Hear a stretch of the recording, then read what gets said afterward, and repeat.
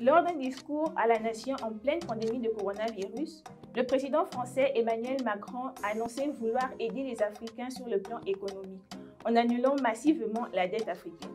Nous devons aussi savoir aider nos voisins d'Afrique à lutter contre le virus plus efficacement, à les aider aussi sur le plan économique en annulant massivement leurs dettes.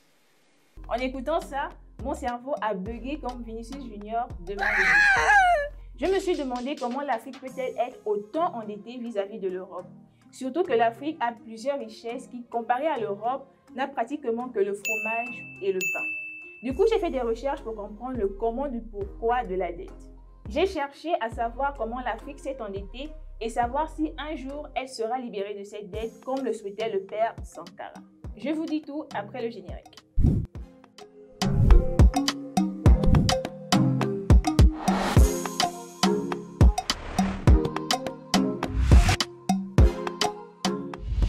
En général, lorsqu'on doit à quelqu'un, le schéma est simple. On a un besoin, on voit une personne capable de nous aider, le prêt est fait, on rembourse selon le délai et ça termine là. La dette de l'Afrique, tu as l'impression que c'est un épisode des Feux de l'amour tellement ça n'a pas l'air de vouloir terminer et surtout pour la comprendre, c'est très complexe. Ce qui se passe en général avec les pays africains, c'est qu'ils sont approchés par l'Occident. Et là tout de suite, ça sonne comme si ton voisin venait te voir pour te demander si tu n'avais pas besoin d'un prêt.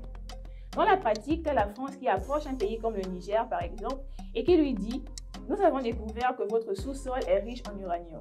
Nous en avons vraiment besoin, du coup, à combien vous le vendez ?»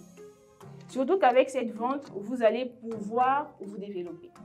Le Niger qui répond « Bah écoute, nous on n'a pas les moyens pour extraire cet uranium, on n'a même pas les moyens pour construire nos routes. » Et là, tu as la France qui rétorque en disant « Bon écoute, on peut vous prêter de l'argent pour construire vos routes, on extracte votre uranium et vous nous le vendez à moitié prix. » Une telle proposition sonne comme une bonne affaire pour le Niger dans la mesure où ils ont de l'argent pour construire leurs routes et autres infrastructures et que leur uranium sera exploité et qu'ils en tireront encore les bénéfices.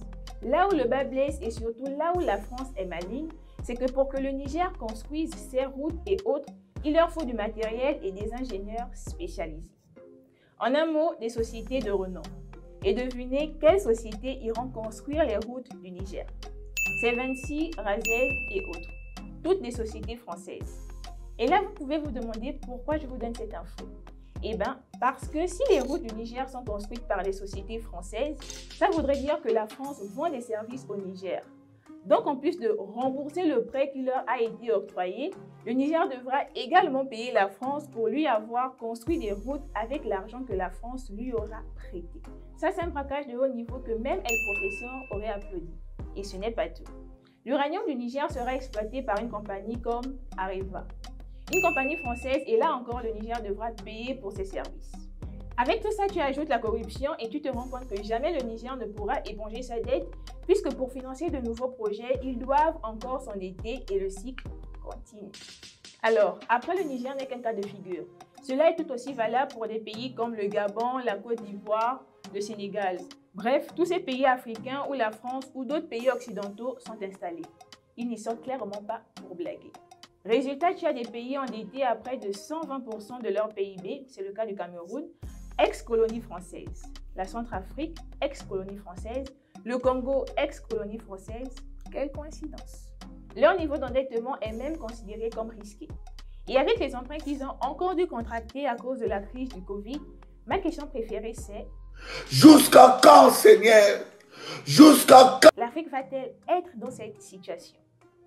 Et il semblerait que ce soit encore pour longtemps, surtout pour ces pays qui utilisent le franc CFA. Les pays du Nord, quant à eux, avaient un projet de monnaie commune. Cela aurait également été une esquisse de solution.